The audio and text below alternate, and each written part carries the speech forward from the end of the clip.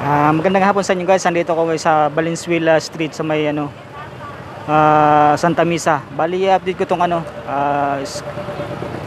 Magsaysay flyover. Alright, try na natin guys.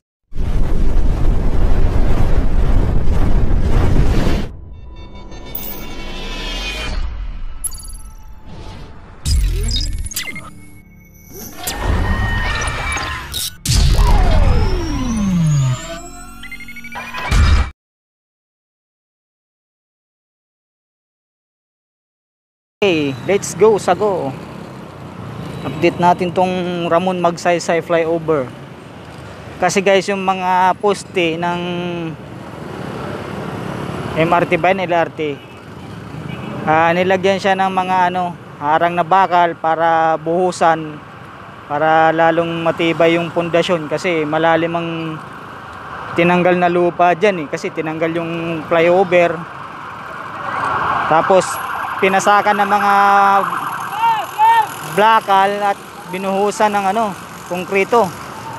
Kaya para matibay, para hindi bumigay. Okay, tawid tayo guys. Pasadaan na natin. Total dito naman na tayo.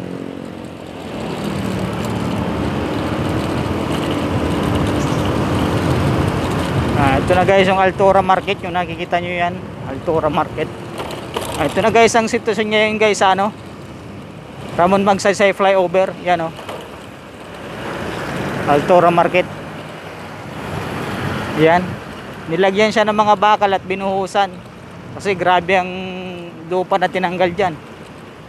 Ito guys yung yung Lexus yan